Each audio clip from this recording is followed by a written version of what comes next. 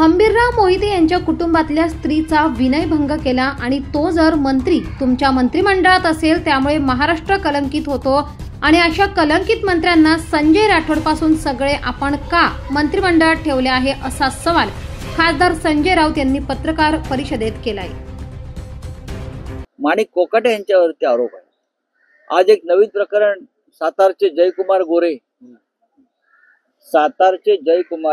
यांच्या बाबत एक अत्यंत गंभीर म्हणजे स्वारगेट पद्धतीचं प्रकरण आहे। ते स्वारगेटला जो प्रकार घडला तोच प्रकार देवेंद्र फडणवीस यांच्या मंत्रिमंडळात ते भाजपचे त्यांचे अत्यंत लाडके मंत्री जयकुमार गोरे यांच्या बाबतीत घडलेला समोर येतो। इतिहास काळातले छत्रपती शिवकाळातले सेनापती हंबीरराव मोहिते यांच्या कुटुंबातल्या एका स्त्रीचा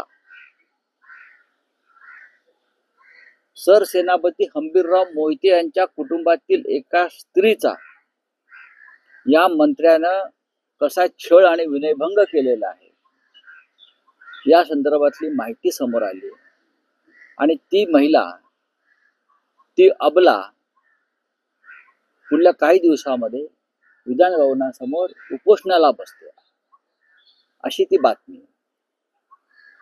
संजय राठोड तुमच्या मंत्रिमंडळात आहे।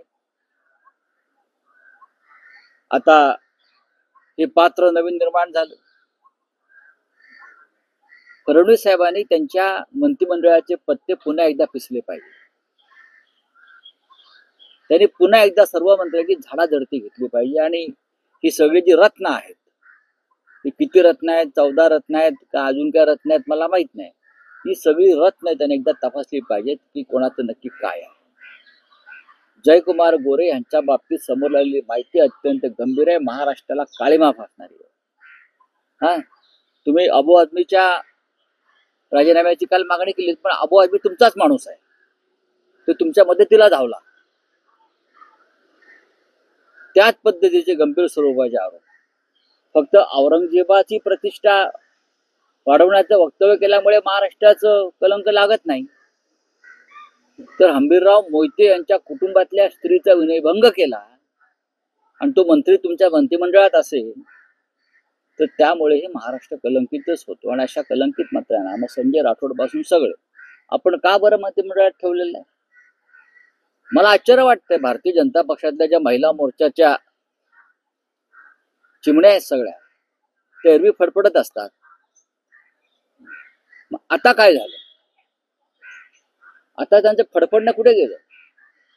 का फक्त विरोधी पक्षाच्या एखाद्या आमदार खासदारावरती नेत्यावरती कोणी आरोप केले की तेवढ्या पुरतच तुमचं फडफडणं असतं का? जयकुमार गोरे असतील, स्वारगेट प्रकरणामध्ये ज्या आमदाराचं नाव आलेलं आहे आश्रयदाता म्हणून तो असेल, धनंजय मुंडे असेल, कोणी राजीनामा मागितला तुमच्याकडे सांगा ना। हे काय तुम्ही एक वेगळा तराजू आणलेला आहे का? कुठे आहे महिला आयोग महाराष्ट्रात? कुठे आहेत महिला नेत्या? सर्वच पक्षांच्या महिला नेत्यांविषयी माझा आरोप आहे। जयकुमार गोरे सारखे विकृत मंत्री या राज्याच्या मंत्रिमंडळामध्ये आहेत। समोर काही पुरावे आले आता तुम्ही कुठले पुरावे शोधणार आहात? हा अत्यंत गंभीर प्रश्न आणि विधानसभेत या प्रश्नावरती आवाज उठवावा लागेल। स्वादिष्ट आठवणींचं नाव म्हणजे देशपांडे केटरर्स तुमच्या प्रत्येक कार्यक्रमाला खास बनवण्यासाठी आहे तयार।